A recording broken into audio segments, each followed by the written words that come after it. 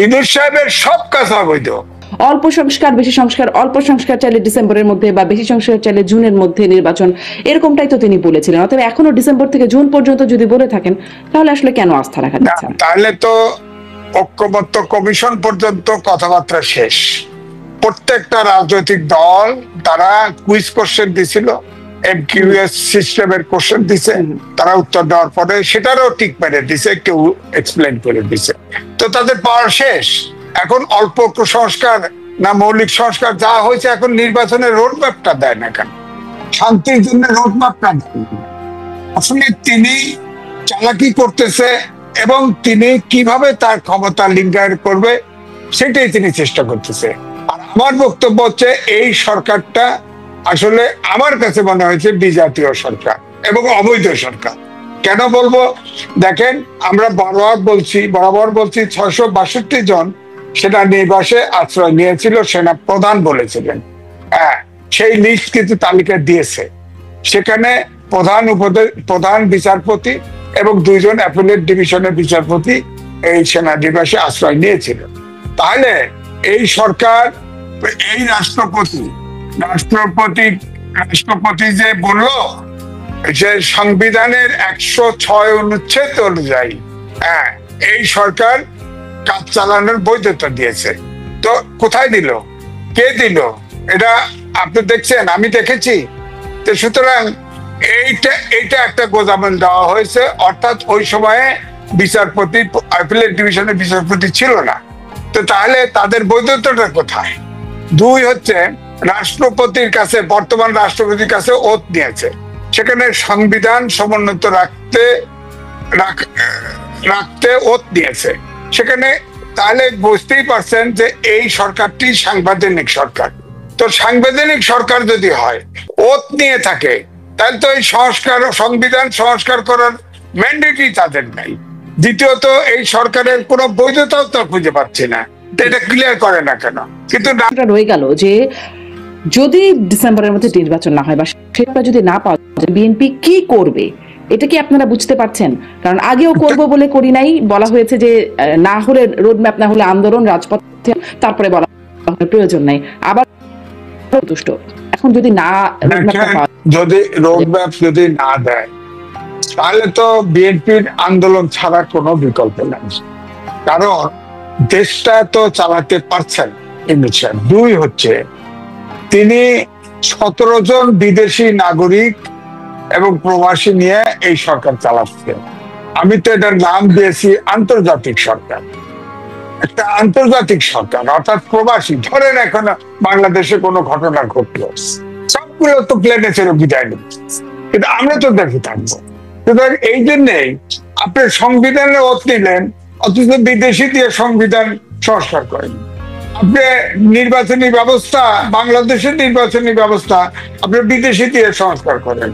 আপনার এরকম আপনার যে করিডোর, আপনার বন্দর করিডোর হ্যান্ডেল করাচ্ছেন একটা বিদেশি নাগরিককে।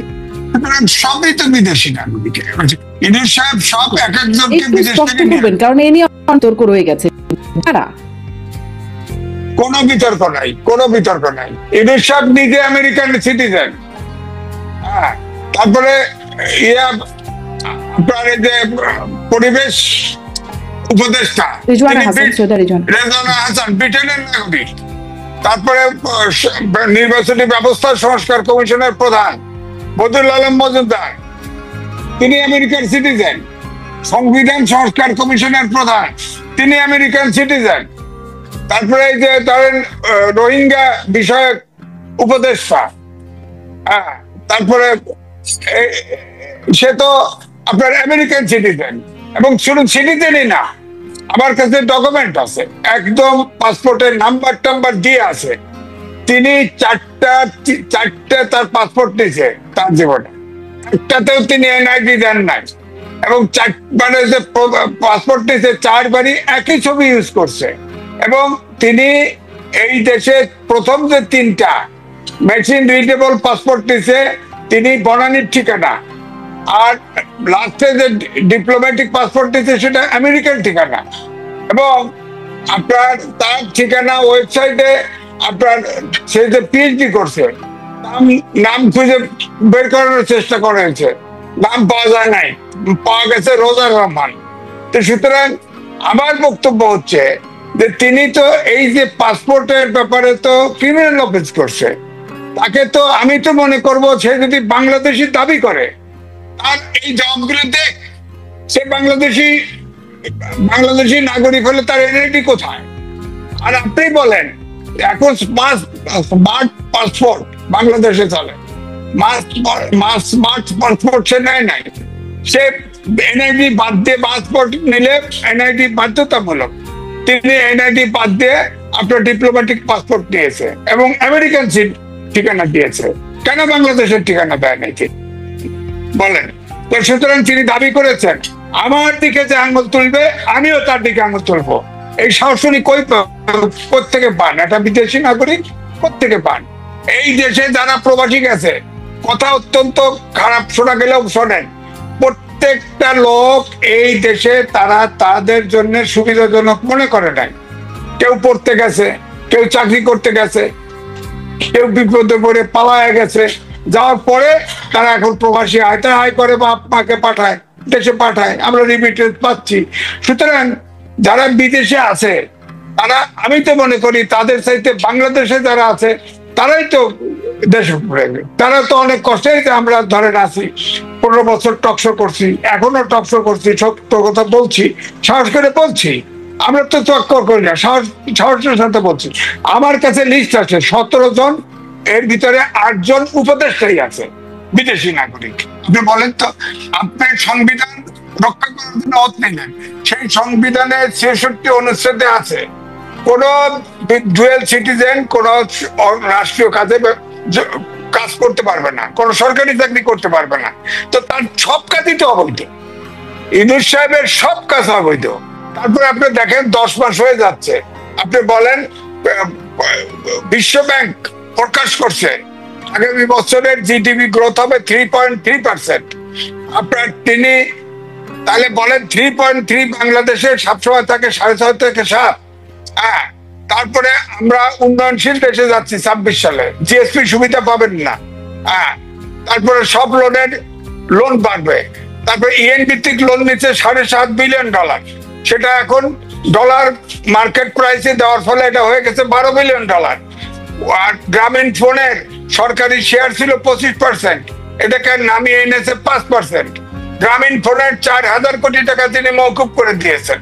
হ্যাঁ, তারপরে গ্রামীণ ইউনিভার্সিটি, গ্রামীণ মেডিকেল কলেজ, স্টার্লিং, গ্রামীণ ব্যাংক এবং গ্রামীণ ফোনের অংশীদার, বাংলাদেশের কোনো ইন্টারেস্ট নাই। এবং স্টার্লিংকের যে রেট, কোন গরিব লোক এটা ব্যবহার করতে পারবে না, অথচ বলা হচ্ছে গ্রামের সাধারণ জনগণের উন্নয়নের জন্য স্টার্লিং, সমুদ্রের ভিতরে এটা ইয়ে পাওয়া যাবে, সংযোগ পাওয়া যাবে, এই জন্য না হচ্ছে উন্নয়নের জন্য। ওনার গ্রামীণ ব্যাংক তো এখন সবচাইতে বাংলাদেশের সবচাইতে ছোট ব্যাংকের একটা ব্যাংক, অথচ ওটার উপরে তিনি সারা বিশ্বে ওনার যুক্তি আছে, উনি মানুষকে সম্বহন করতে পারে, উনি ওটার ব্যাপারে নোবেল প্রাইজ পেয়েছেন। ঠিক আছে, আমি ওনার পক্ষে লিখেছি 3টা, যখন 6 তলায় হাঁটায় উঠায় তখন আমি লিখেছি উনি একজন সম্পদ। এখন তো দেশটারে ফোকলা, 26 সালে তো দেশে দুর্ভিক্ষ হবে, সুতরাং তাকে ইমিডিয়েট দরকার, তাকে সরিয়ে দেওয়া, তিনি ছাড়বেন না। আপনি দেখেন আওয়ামী লীগের সময় গ্রামীণ ফোনের আপনার আইনি আছে 60 বছরের রিটায়ারমেন্টে, উনি সুপ্রিম কোর্ট পর্যন্ত গেলেন, উনি ওটাতে থাকবেন এমডি, উনাকে সরকারের পক্ষ থেকে উপদেষ্টা বলা হয়েছিল যে উপদেষ্টা থাকুক, না উনি উপদেষ্টা না, উনি এমডি থাকবে, অর্থাৎ এক্সিকিউটিভ পাওয়ার নিয়ে থাকবে। আপনি শিওর থাকেন এই সরকারকে অর্থাৎ ইউনূসকে সরাতে হলে সব রাজনৈতিক দল মাঠে নামতে হবে। এই জন্য বিএনপি যে তারুণ্য সমাবেশ ঢাকা শহরে করেছে, এটার 2টা মেসেজ আছে। একটা হলো এনসিপি হয়েছে, তারা মব জাস্টিস করে, কিছু হলে মব জাস্টিস করে, তাদেরকে ওয়ার্নিং দিয়েছে যে দেখো আমাদেরও তরুণ আছে।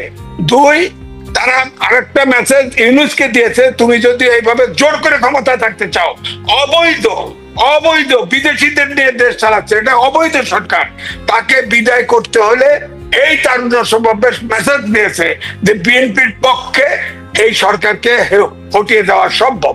সুতরাং আমি মনে করি যে এই দেশকে যদি বাঁচাতে হয় এবং আগামী 26 সালে যদি দুর্ভিক্ষর হাত থেকে বাঁচাতে চাই, আবার দেশের ভূখণ্ড, দেশের আইন শৃঙ্খলা পরিস্থিতি সব ঠিক রাখতে চাই, এই সরকারের অবিলম্বে নিজেরাই ছেড়ে দিয়ে যাওয়া উচিত, অথবা